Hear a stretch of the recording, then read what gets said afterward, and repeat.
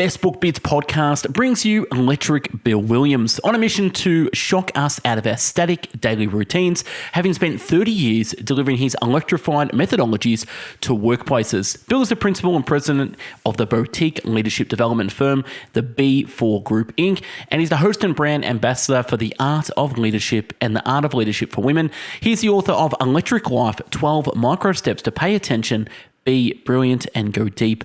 Bill, thanks for being on the show. Oh, so thrilled to be here, Michael. How are you? I'm excellent, thank you. Tell me, how did you get to the name Electric Bill? Actually, you know, it's kind of an interesting experience that's happened. I was born the son of an electrician, and I thought I would never be an electrician in any way, shape, or form. When I'd ask Dad questions about electricity, he'd like, go ask your mother, go away. But here I am now, and during a rebranding process that I've gone through from the B4 Group to Electric Bill, that's what we came with. I was actually born, Michael, in this little town in northwestern British Columbia. Wow, get my provinces straight. Northwestern Ontario, Canada. And it was previously two different little towns, a little port, Port Arthur, and a little fort, Fort William. And my mother, Alice Margaret Foster Williams, she held her labor to drive through Port Arthur so that her son, William Grant Williams, could be born in Fort William, Ontario. Now, those two towns have amalgamated, and guess what the name of that town is now? It's actually a city, is Thunder Bay. And thunder's a sound you hear after you experience lightning, and so Electric Bill really is totally aligned with all of those things. That's how the name came about. Yeah, that's awesome. That's awesome. Great story. Tell me a little bit about the book. When did it come out, and what's the book about? Well, I guess it sort of feels a little bit like it's all about me, Michael, which is so strange because being the host and brand ambassador and MC, I'm often interviewing, and now being interviewed is really a turn of the tables. And so the book itself is, you know, it's just been a work that I've had in place for a long, long time. But it came out on April 5th, 2022, which happened to be my 59th birthday, which means it's my 60th tour around the sun. So I don't think the planets could have aligned any better than having that book come out on my birthday. Yeah, awesome. We're going to deep dive into the book, and you talk about sort of 12 tiny steps forward to people changing energy. But one of the great things that I got from the book talked a little bit about sort of how you came up with this philosophy about, you know, infusing your life with energy and what you call energy to live. How did it all come about, and what's the background to it? Well, you know, Michael, what's interesting about this is that our own normals just are normal. Like, that's just your everyday is your everyday, my everyday is my everyday. And I didn't really think that I was that electric, if you will, or that much of an energizer. But what I've heard from people time and time again, whether I'm speaking, whenever I speak, they say, you really need to write a book. But aside from writing the book, what they always talk about is just my energy. And I'm like, this is normal for me. What is different about this? So I started to pay attention a little bit more, not just to my own self-awareness, my own emotional intelligence, but observing other people. And so one of the things that I challenge people to do all the time is to give the energy that you want to receive back, and just see the difference that makes for you. You know, all too often people tell me that they just had one bad customer service experience after another bad customer service experience. And I'm like, why is that happening to you? Because that never happens to me. It's funny, if I'm traveling with friends, I just came back from an amazing trip down to Mexico with a bunch of friends, and they're always like, you go check us in. You check us into the hotel. I'm like, why do I have to check us in? It's like, you always get us upgrades. You get us free coupons. I'm like, I'm not manipulating things. I'm just engaging with human beings. You may have heard the South African greeting, Sawubona. And if you haven't, it simply means, it's a greeting in South African Zulu that means, I see you, therefore you exist. And so whenever I approach people, I always do it from that perspective of, I see you and I want to learn more about you. That makes that connection stronger and deeper, so that I make sure that I get the energy that I'm looking for from other individuals. Yeah, well said. And that's one of the things in your book you talk about as well. What you just spoke about is acknowledging the other people as well and bringing energy into that environment. You kick off in the book, part one, you say pay attention. So step one is finding your hurricane, the art of bringing your whole self to work. You talk about a great little story about bumblebees and how they're not supposed to fly given their structure, but no one told them that they couldn't fly, but they do. And how using their wings, they create little tiny hurricanes. Can you expand on that for us with the story of the bumblebee? I mean, absolutely. Read the book and you'll get the scientific. So the book is a lot of anecdotes and stories, but it is backed up by research and data. So you can find the data in the book. It's called Dynamic Stall. And basically, bumblebees find their own way to lift themselves up. You're absolutely right. Based on some cocktail napkin calculations by André Saint-Léger, a famous French scientist, a bumblebee never should be able to fly, but as you said, no one told them. And so they don't actually flap their wings. They sort of spin their wings or turn their wings, which creates that dynamic stall. Basically, in the end, though, they're lifting themselves up. And so for me, what I want to know from you, from anybody I come in contact with, is what gives you energy? What picks you up? Whether you're an introvert or an extrovert, it really doesn't matter. But what generates energy for you? What really lifts you up? And once you're lifted, then you can navigate and go wherever you want to go. So take a look and really calculate and figure out what are the things that bring energy into your life? What are the things that also drain energy out of your life? And how can you balance those two things? So just a quick example, for me, what gives me energy is movement. So I wear a Fitbit, and at the top of the hour, so 10 minutes to the top of the hour, if I haven't moved, it gives me a little vibration. I know it's time to get up and move. Now, if I really want to build up energy, I'll put on music as well. So I'm listening to music and I'm moving. Some people call that dancing. And so I know that gives me energy. So if I'm ever feeling a little bit depleted, pump on a song, get a little bit of movement, I'm ready to go. Yeah, definitely. Emotion comes from motion, and if you're not feeling, the best, then change your body state and change your state. Back to Tony Robbins. One of the things you talk about in the book, which is great, in the corporate world, a company can only pay for your body to show up, but your job is to show up and be ready to work on time and accomplish the task. In fact, everything else is a volunteer role, which is your emotional commitment, your passion, and your innovative ideas as well. Can you talk about that and how bringing energy to work, they can pay for your body, but you really got to come there with your energy. Can you expand on that a little bit? For sure. So yes, they have paid, and in this day and age, especially with people working from anywhere, you're likely logging into some kind of a VPN or some kind of a computer system, even if it's just your Outlook system itself.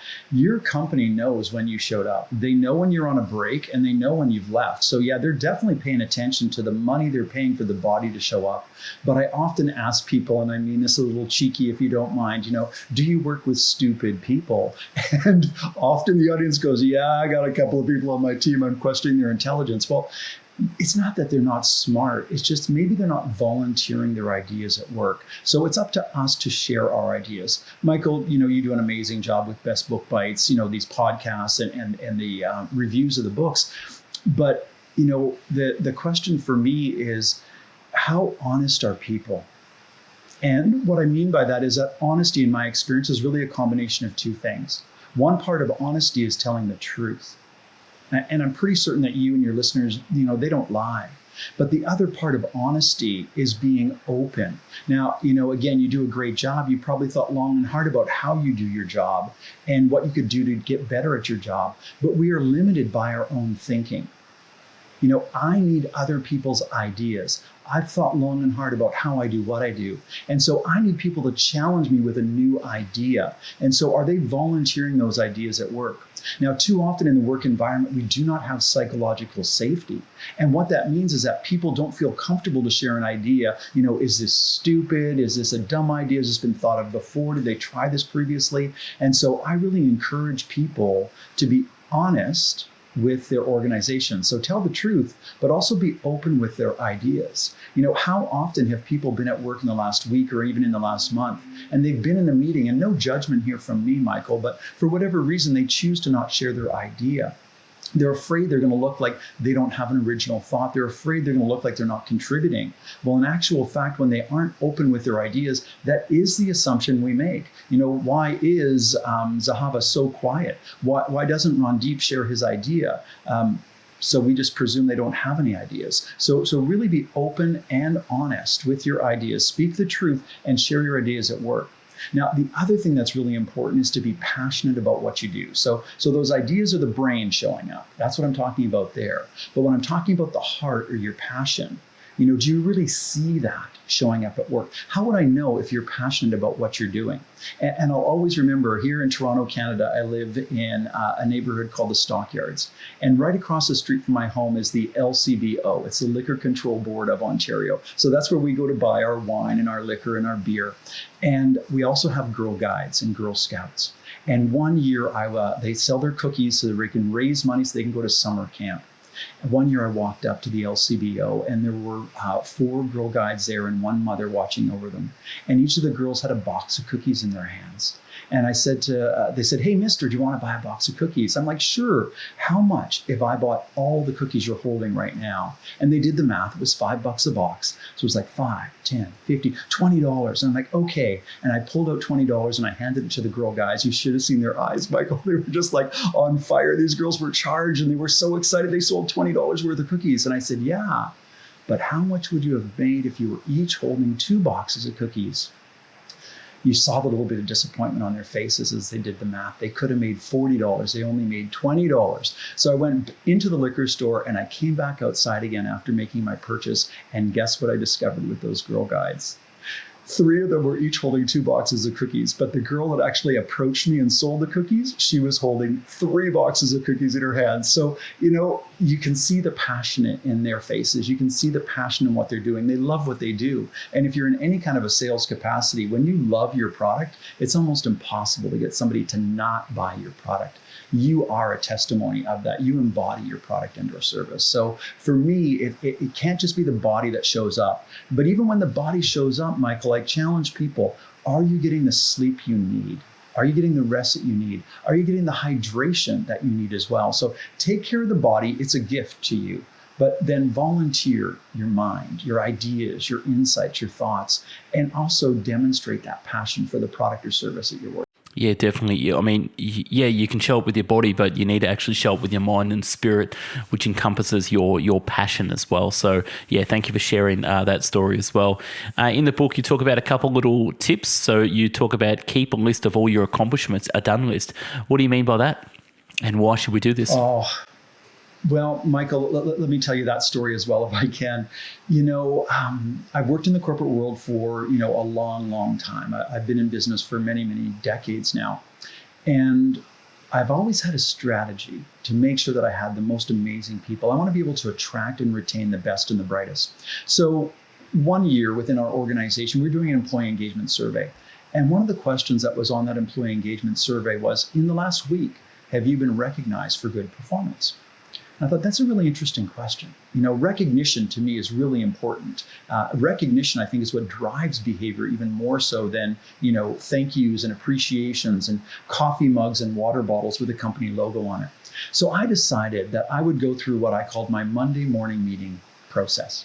Now, the first Monday of every month was my team's meeting with me. So I had no agenda. I would just show up to all of my direct reports and I would be a team member and I would sit there and just contribute and participate to the meeting.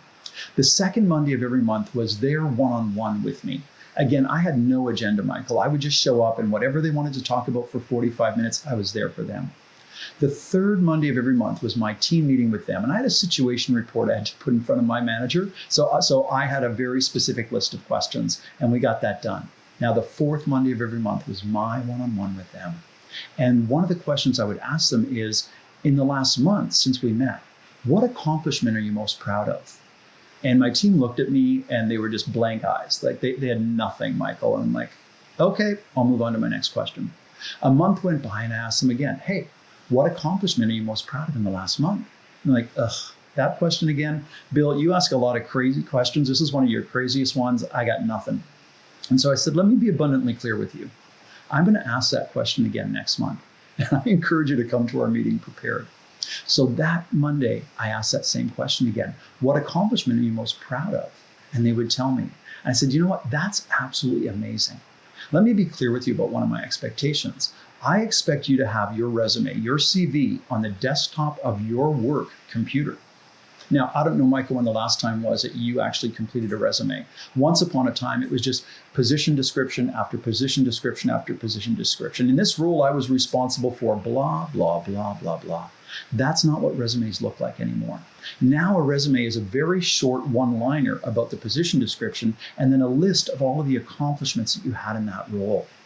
And so here's the interesting strategy that I believe that I had, Michael. I knew that every one of my direct reports had the resume on the desktop of their computer. I knew that they had a list of accomplishments on it because the next month I asked them what accomplishment are you most proud of, they'd tell me, I'd say, that's cool, you should put that on your resume. And then the third month that I asked them, what accomplishment are you most proud of, they'd tell me again. And I go, that's amazing, you should put that on your resume. And guess what I'd hear back from them, Michael? I already did. You see, I taught my people how to treat me. I conditioned them almost to the behaviors that I expected from them. And they did that. Now, Michael, here's the strategy part of it though. What do people use resumes for? What do people use CVs for? Applying for a job, getting a new job. Now, how often do your listeners see a job posting go up somewhere inside their company or outside of their company? And they go, oh my gosh, like that's designed for me. They might as well put my name on that posting because that's the job for me. What do they say to themselves that night as they're going home, commuting home? Tonight, I'm gonna update my resume.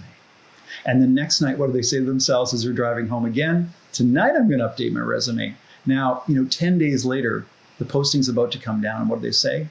Oh, well, I guess I'm stuck here.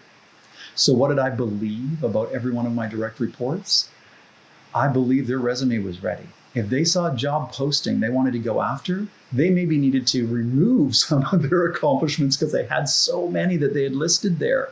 But what I knew from my team was it would be instant, that they could apply for another job anywhere else. So my natural presumption from that, if they were there working with me, it was because they chose to be, not because they had to be. So that's where I really got to see that employee engagement from my team. It's because I knew that they were achieving things, they were accomplishing things, they were making a difference, they showed up, they made a difference. They were there because they wanted to be, not because they were. Yeah, it's a great strategy, and you put in the sort of horse before the cart and putting the people before everything else as well. And I think it's a great little strategy of having your resume up to date, and especially knowing that they can leave any time or go to another job, and you're helping them with the life skills as well. So yeah, great strategy. Moving on, step number 2 in the book, you talk about choosing your balloon and the art of making your own luck as well. You talk about a great Zen story, which a lot of people have heard, if you want to expand on that story, but basically it's about bad luck, good luck, who knows.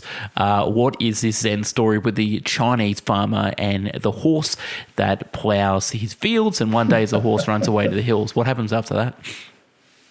Well, so yeah, it's an interesting thing. So there is this farmer, and he has a son, and they only have one horse. And so, one day the horse runs away, and all the villagers say to him, oh, what bad luck. Your horse ran away, you won't be able to plow your fields. And he says, good luck, bad luck, who knows? And so, the next day, the horse comes back, but it comes back with a few wild horses as well. And everybody in the village says, oh my gosh, what good luck. Your horse came back and it brought extra horses with it. And he says, good luck, bad luck, who knows? Now, he only has the one son. And the son goes to, sort of break the horse, if you will, and learn to domesticate the horse so that it can plow the fields. Now, the horse bucks the son off, and the son breaks a limb. And all the villagers go, oh, what bad luck, your son broke a limb. And the farmer again says, good luck, bad luck, who knows? The next day, the army comes through the village. There's a war that's about to begin. And all of the men of the village are taken away. But his son, because he had a broken limb, didn't qualify, could not fight in the war. And the villagers again say, good luck to the farmer. He says, good luck, bad luck, who knows? So really, it's all about how you see it. And so, Michael, I love this because my housekeeper is a gentleman from Australia. And one day he called me and he said, Bill, I'm sorry, I don't think I can make it over today. I dropped a weight on my foot at the gym, and I don't think I can make it to your house. I feel really bad about that. And I said to him, Chris, I said, good luck, bad luck, who knows? He says, what are you talking about? I said, you dropped a weight on your foot, and it stopped you from riding your bicycle over to my house. We have no idea how the world would have turned if you hadn't have done that. I don't know if there might have been, and I hate to put this out there into the universe, a bus that had your name on it. Maybe you would have been hit by a bus, But by the fact that you dropped a weight on your foot, it wasn't bad luck. That might have been good luck, because now you're comfortably and safely laying on your sofa at home and you're not available to be hurt or injured in any other way. So I think it's important for us to really look at, how do we perceive the world? What are we looking at? And was it really bad luck, or maybe is it actually good luck? We don't know. Yeah, and that sort of ties into the story you talk about with how our minds are neuroplastic, and once stretched to a new idea, they'll never return to their original shape. And in a similar way, we can make an impact on our own lives by choosing how we think, what matters to us, and what will define and represent who we are in this world as well. What happened before today really doesn't measure into anything unless we want it to as well. So talk about creating our own luck and in sort of interpreting life how we wish to interpret it instead of it interpreting us. Yeah. So, it goes back to that balloon as well, right? And so the mind, once stretched by an idea, will never return to its original shape. That's the whole concept of shape your own balloon, is that, if you ever go to, you've got your children, and so you've probably had birthday parties for them. Maybe a part of that is you had beautiful, pristine, brand new balloons that were there, and your partner may have said, hey, help me decorate. And so you grab one of those balloons and you look at it in its perfect, pristine shape, and you stretch it and pull it and fill your lungs with air and blow into that balloon as hard as you can, and finally it pops open and you keep filling it more and more, and so you've got that nice big balloon, and you go to try to tie a knot in it and it slips out of your hand and it flutters around the room and lands on the ground. It's in a new shape. It will never go back to its original shape again. So I really challenge people to really think about the thoughts that they have and how those shape their mind, how those shape their perception of other people. As I shared with you, I was born William Grant Williams in Fort William, Ontario. And, clearly my parents have a very sarcastic sense of wit. My mother drove through Port Arthur in order to get to Fort William. So she held her labor that, they were very clear. They wanted William Grant Williams born in Fort William, Ontario, Canada. And so my dad's sense of humor, I loved it. It was very quick wit, but it was also very sarcastic wit. And it would never be my intention to offend anyone. Now, the globe has been impacted by, the events of the last few years, including the murder or execution of George Floyd. And so in Canada, we refer to it as BIPOC, Black, Indigenous, People of Color. And, we really were raised in a racist society here. We were raised in a misogynistic society. All of my career, I've been in female-dominated industries, retail banking, travel and tourism, all these industries, but yet they were all had male leaders. And so really think about what shapes your thoughts, all of your experiences and so on. So again, it would never be my intention to offend anyone with my humor, but what's more important, my intention or their perception? And if their perception is that they're offended, then I need to change my behavior to ensure that it aligns with, everybody talks about being an authentic leader, but what does that mean? It means your walk and your talk are one and the same, and that we're constantly learning, we're constantly growing. And so how do we shape our thoughts? And how do we not only have an open mind, Michael, but how do we have an empty mind? Because when you have an open mind, that means that, you have room to add more, but it also means that there is prejudice that's there before as well. All those life experiences before are prejudging what's coming after. So I invite people to function with a bit of an empty mind, so that when they hear a new idea, rather than judging it, they can be open to just receiving it. One of my favorite quotes is, just because you're right doesn't mean I'm wrong. And even if I'm right, it doesn't mean you're wrong. It doesn't have to be about right or wrong. It just has to be about what's in the highest. Yeah. And you talk about one of your superpowers is curiosity. And I think that ties back to being open as well. Can you talk about curiosity? Yeah, well, for me, curiosity is bless you or to your health, whatever is appropriate to say in this day and age. A sneeze is a good thing. It loosens the mind. So powering curiosity for me is again, it just goes back to judgment, Michael. Rather than judging what somebody has said, ask them, what made you say that? What made you think that I needed to hear that at this moment right now? And just really dialing up your curiosity. Put the judgment down and seek to find more information, because we're probably jumping to a conclusion that isn't potentially even accurate or correct at all. And it is based on our prejudice, our previous life experiences. And so rather than making a judgment, dial up your curiosity, ask some questions, dig a little bit deeper, turn a few pages more into the book and see what you can read and understand and learn from it. But I really challenge people, less judgment, more curiosity. Yep. Just segue into one of the great notes I got from the book. You talk about fine is not a feeling. Can you talk about the art of figuring out what you feel? Yeah. Michael, thanks for taking me back to a time in my life. So I married my high school sweetheart, and she is an incredible woman, just an absolutely phenomenal woman. And we were really mature. I was just turned 20, and because my marriage day was May 21st, and she was 19.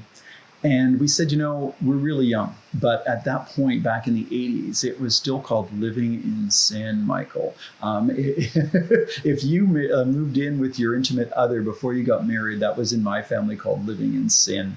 And so that was not allowed. And so we decided we would get married. But we said, you know what? 7 years from now, 10 years from now, we could be completely different people. Do we still want to do this? And so we said, yes, we did.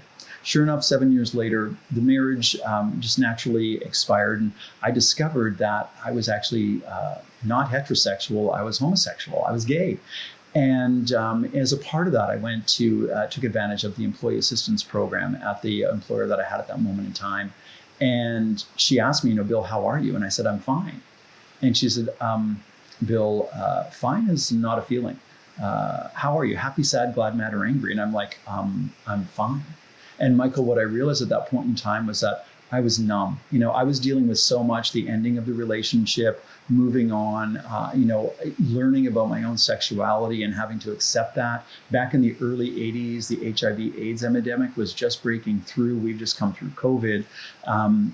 Not the same, but not too dissimilar either, an epidemic, a pandemic.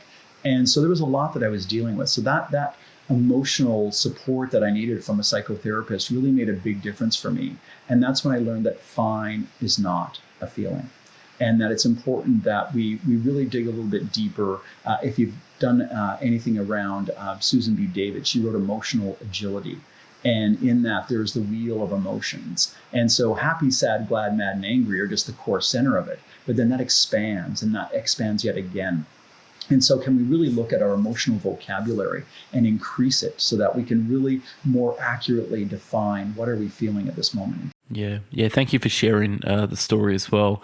And yeah, fine is not a feeling; it's sort of a neutral state. And as you said, it's numb, but it's neither thumbs up or thumb down, which you talk about in the book as well. And are you having a thumbs up day or a thumbs down day? And how much is it as well? Moving on, step 4, you talk about plug in and the art of tapping your potential as well. One of the tips you give is give the energy you want to receive as well. So, can you talk about a little bit about plugging in and tapping into our potential? Yeah. So for me, what's really critical about this is that, again, those service experiences, those micro interactions that we have with people, there are times where in across the street, there's a grocery store and it has a self-checkout lane. And Michael, oftentimes I would rather go to the self-checkout than I would go to one of the employees that's working there, because they clearly are not passionate about what they're doing. They clearly aren't giving their best ideas at work either. The body's showing up, but that's about it. And so, what I'm really pushing people to do here in plugging in is to really have deeper connections with people and give the energy that you want to receive back. So, if you're rude to somebody, guess what the behavior is you expect to get back? They're likely going to be rude right back to you. But if you go in there with full energy and you go in there with enthusiasm and optimism, that's the energy that you're going to get back again. When I think about my spirituality, Michael, I often think about it like that Carrie Underwood song where, he's wearing a little bit too much bathroom polo, the cologne polo. And so I want my energy to linger in the room even after I'm gone. I want people to remember the interaction that they had with me and think positively about that. So that's what I say, give the energy you want. Absolutely, absolutely. In the book, one of the notes you talk about a character named Osho, who's one of my favorite spiritual teachers as well, and he talks about the deck of cards with the tarot, and you talk about what I notice tells me something about myself. But also, one of the notes I wrote down was you've come to understand that we all have our own fantasy movie about our lives, what we think is true or false, what we think we know, love, or hate, and this fantasy movie that we have. But also, in any movie, you can change the direction and you can be the director of that particular movie as well. Can you expand on that, what you spoke about with sort of how we interpret the world can be malleable and we can change that as well. We can bring more energy, bring less energy. We're really the conductors and the director of our lives in terms of the energy that we show up and what we want out of life as well. Can you expand on that a little bit? Sure. I mean, as I look at the Zen card of projection, and what it's talking about for me is that we do go to the movie theater and we look at the screen and we think that's where the movie is. But that is not where the movie is. Scientifically, if you will, the projector's at the back of the room. We're really only seeing a reflection on the screen. And so when we're going through life and we somebody and we just love them, it's like, oh, they're the coolest person. I really like that about them. It's probably something about ourselves that we like as well. And at the same point in time, if we see something in somebody else that we don't like, that's probably a projection as well. And so as a part of the book and as a part of my life, I've invested in, life coaches. And if I'm going to be an executive coach, then I better have a coach myself. And so at one point in time, I was having a bit of a critical issue and a crisis, if you will. And I needed to speak with my life coach. And I said, if this person's a jerk and they're a complete idiot and they're just really rude and they're terrible. And they said to me, well, where were you a jerk? Where were you terrible? I'm like, I'm not. I'm a really nice person. You ask any one of my friends, he'll tell you how nice I am. And then I stopped and I thought about an interaction I'd had in my pharmacy. And they had converted from a card for your loyalty points to an application on your phone. Now, I'm not a Luddite, but I'm not very technically gifted at the same point in time either. And so I'm like, I don't know how to do this. I don't know what my password is. And I was a complete jerk to the pharmacist that was just trying to help me out. And so I was projecting onto this friend that they were being a jerk. What I was really seeing was myself when I was a jerk to the pharmacist across the street. And so we can choose those things as well. As Susan David shares with us in Emotional Agility, you can choose your own emotion at any time. You can choose to be happy, sad, glad, or mad, or angry. And so when we look at projection, oftentimes it's really just a reflection of ourselves. Yeah, and it's a good segue into one of the chapters you talk about celebrate mistakes and the art of, the definition of a mistake. It's a chance for a second take. And, you can go back to that pharmacist and apologize and say, sorry, let's take this again. I apologize. It wasn't you. It was me. Can you talk about celebrating mistakes? And Again, Michael, it kind of goes back to the childhood, right? And I think about, how many times in my business career I've had to terminate an employee. And what I know for sure when I've terminated an employee is that I've given them every opportunity to develop. We put together performance improvement plans and we've had regular meetings and they've had every opportunity to correct their behavior and the results that they achieve in work. And, it never seems to fail to me, though, after I have terminated that individual. 2 weeks later, employees will come up to me and say, thank goodness, they have been just, dead wood on our team. They've not been doing anything on our team for a really long time. And I'm glad you finally figured it out. You might even get a customer that calls you and says, wow, I can't believe they're finally gone. They were really challenging. They were difficult to deal with. And so I always knew that people hid their mistakes. We learn that at a very young age. If you think about, if you ever broke your mom's favorite vase, you either blame the dog or you blame the sibling. It wasn't me. And so we hide mistakes. And what I challenge people to do is to celebrate mistakes. I take a look at my smartphone. I don't know what you're on, Michael, but I'm on an iPhone. People say to me, oh, you're on an iPhone. I'm like, no, I'm not. Apple only created one iPhone. I'm on an iPhone 11, and I believe they're on an iPhone 13 right now. Could you imagine what our world would look like right now if Apple never released any iPhone until they were at the stage that we are with iPhone 13? And so what I challenge people to do is to take the word mistake and hyphenate it. Miss hyphen take. And then learn from Einstein. Einstein shares this. The definition of insanity is doing the same thing over and over again, expecting a different result. Don't expect a different result. Try a different take.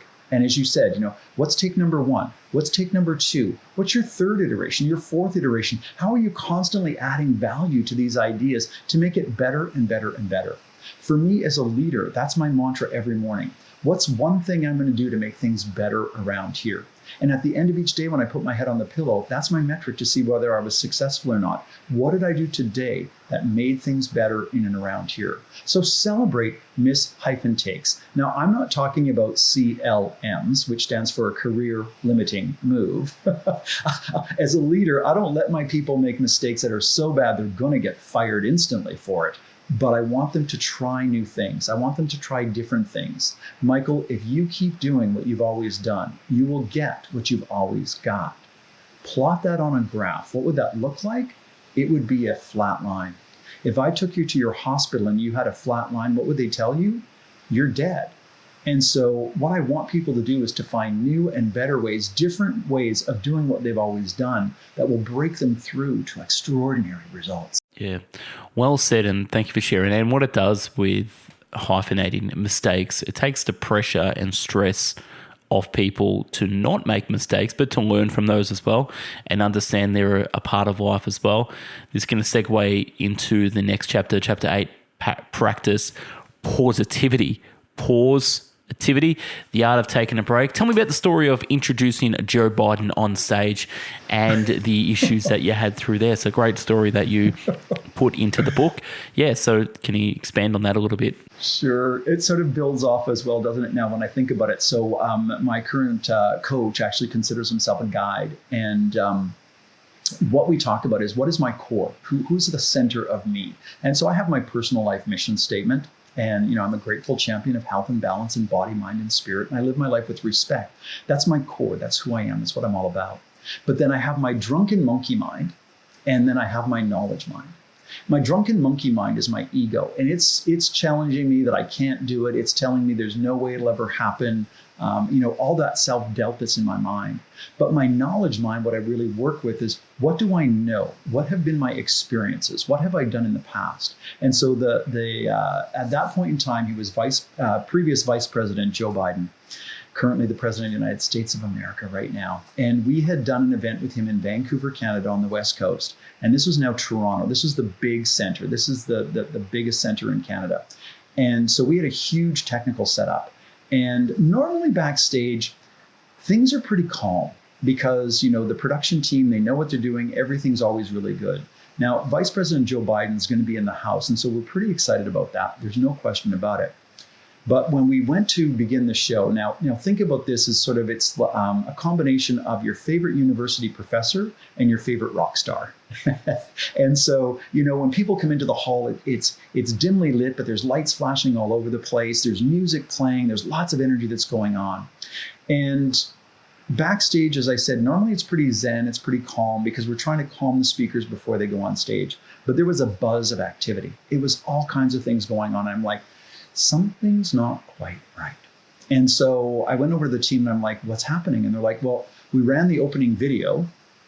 It's what really lets people know the show is about to begin, Michael. So people take their seats and get ready. And it crashed. And they rolled the opening video a second time and it crashed again. And they're like, okay, well, throw to Bill's audio introduction. So they throw to my audio introduction and it crashes. And I'm looking at them and they're looking at me. Their eyes are as big as saucers. And I'm like, what are you going to do? And they're like, go out there. I'm like, what do you mean? They're like, go out there, start the show. And I'm like, is it going to work? Like, is my PowerPoint going to, is anything going to work? They're like, we don't know. Just get out there and open the show. So I run out on stage and I introduce myself with my Billy Williams from Fort William, Ontario story. It gets a laugh. And then I ask the audience, are you excited about Vice President Joe Biden being here today? And like the applause is huge. And I'm like, yes. And so I said to them, imagine the excitement backstage when we run the opening video and it crashes, and we roll it again and it crashes, and we roll the audio introduction and it crashes. Imagine how excited they were backstage. So what did I do, Michael? I really just calmed my monkey mind. I calmed that drunken monkey mind. And I thought about, how many times have I opened this event? I think I'm on close to 30 events now, which means I have introduced, like over 100 different speakers that have been at each of those events. And so I knew in my knowledge mind that I could get through this. I didn't need the opening video. It makes an impact to the show. I didn't need the audio introduction. It too makes a difference, but I knew that I could handle it. So I just calmed everything down and I practiced what I call pause-ativity. Calm the drunken monkey, go with what you know. And from that lead in with openness and trust and honesty, and you going on stage and telling people that, you it is what it is. You had a crash, and owning it as well. And that takes away a lot of the fear of that as well. Yeah, because they probably could have complained about it at the end of the event. It's like, what was with that bumpy technical introduction kind of thing? But just, the fact that I got out of it, sort of almost like any public relations incident, right?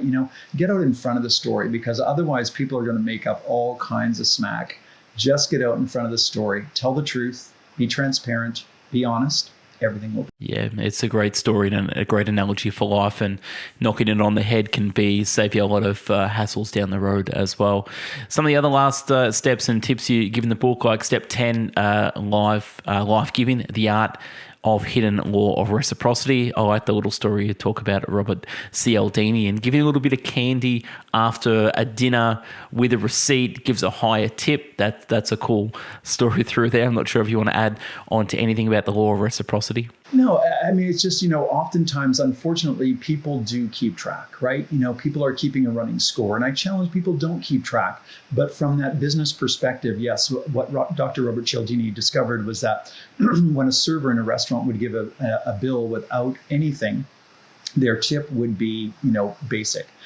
What he discovered is that if they gave a couple of pieces of candy, mints, hopefully wrapped, not exposed mints, because there's a disgusting part in the book as well that talks about those types of mints at the reception desk. But if it's a candy that they give that's wrapped, that the tip would dramatically go up. Now, if you really wanted to multiply that, go and, if you will, this is a bit manipulative though, Michael, is when servers bring the bill without the candies, and then they come back later and apologize and give you the candies, the gratuity, if you will, the tip goes up even higher. And so, when I'm talking about live giving, it's really about that law of reciprocity. Give the things that you want to give, but don't keep score. I think about those times when we used to, do modeling clay classes with little kids in school, and you'd, give your mom, something that you thought was supposed to be like a dish. It turned out to either be an ashtray or maybe it's something that, people collected, spare change in, if you will. But there's something amazing about being an adult and, maybe helping your mom in some way, shape, or form. You go through one of her drawers and you discover that she still kept that gift that you gave her. So in some cases, the gift is in the receiving. For me, more often than not, the gift is in the giving, and especially when you give the right gift and somebody really appreciates the attention to detail that you use to buy them that perfect gift just for them. So live giving, don't keep score, don't expect anything in return. And see just how much happier you are. Yeah, well said, and it's totally true. And just the last thing before we cap up the podcast, you talk about in chapter 12, cross the river, the art of being true to your spirit energy as well. And I like how you said about, remember that your body's on loan, as are our minds, but our spirit carries on. Talk about sort of keeping your river clean and purifying others as well, and holding space. We don't want to carry around someone else's burden, so retain our power. Yeah, and so, that one begins with the famous legend of two monks, which have an oath to each other that they would never touch a member of the opposite sex. And they were on a trek up to a monastery up in the mountains. And as a part of that trek, they came to a very turbulent river. And there was a little old woman that was there, and she was not able to navigate her way across that river, but she needed to get across. And so she had the courage to be vulnerable and ask the elder monk, would you help me get across the river? And so he picks her up, puts her on his shoulders, and carries her across the river and puts her down on the other side. Now, their journey continues. So 1 minute later, 2 minutes later, 3 minutes later, they're walking. 1 hour later, 2 hours later, 3 hours later, they're still walking, hiking up to the monastery in the mountains. And the younger monk turns to the older monk and he says, I cannot believe you betrayed me. We had an oath to each other that we would never touch a member of the opposite sex. And you picked that woman up, you touched that woman. And the elder monk turned to the younger monk and he says, I picked her up and I put her down on the other side of the river. You've been carrying her for 3 hours. So do not carry somebody else's burden. Maintain and control your own power, if you will. The other thing that you were talking about there is the confluence. The term is called confluence. And the original definition of that meaning, that word, was the meeting of two rivers of equal size. Now, I grew up in a place called Tecumseh, British Columbia. That's its indigenous name. It's said Kamloops, British Columbia now. And we had a terrible situation there whereby we had residential schools in Canada that we're quite ashamed of now, as most Canadians have discovered. And in Kamloops, there was the discovery of 215 bodies of children that went to this residential school in unmarked graves. So we don't even know what took their life, but we absolutely believe, I believe, that it was something terrible. They should not have died at that age. We treated them very, very poorly. And so confluence is the meeting of two rivers of equal size. And so if you think about one river being pure, like those young children, and the other river being completely toxic and polluted, like the harm that was done to them, when those two rivers come together, they will forever be changed. The pure river will, to some degree, cleanse the polluted toxic river, but the toxic river will forever impact and affect the pure river. And so I really challenge people to think about what's the energy that you're leaving in that room. Once you've had that interaction with somebody else, are you leaving them in a better place, or are you taking them to a deeper, darker place? That's not good. So really think about, how pure is your river? Can you, control and maintain your own power and not carry somebody else's burden, but at the same point in time, make sure that you're giving, the truth of who you are. And so for me, if you will, in the end, Michael, so long as I'm in my truth, it's none of my business what anyone else thinks of me. I know that that's my truth. I'm not ashamed of it. I'm not embarrassed of it. It was my past, and I may not feel good about some of the things that I've done in my life. But, regret for the things that I've done will be tempered by time. Regret for the things that I've never done, it's inconsolable. I've forgotten who I quoted there, but that is a quote. Yeah, well said and spot on. So, yeah, thank you for sharing these stories, and thank you for writing the book as well. To the people listening out there, where can they find the book, buy the book, and follow you socially as well? Absolutely. I would just encourage them to go to my website. That's probably the easiest, Michael. So it's BillGWilliams.com. Bill G like Grant Williams.com. They will be able to find the book there through Amazon or through Barnes & Noble. They'll also be able to follow me on all of the social media that I'm there: LinkedIn, Twitter, Facebook, Instagram. Looking forward to connecting with your listeners in a deeper way. Perfect. Yeah. And for anyone listening, please go out there, buy the book, follow Bill, and check it out as well. So, Bill, thank you for being a guest on the Best Book Bits podcast, and we look forward to speaking with you soon. Thanks very much. Michael, my pleasure. Thank you. No Cheers. worries at all.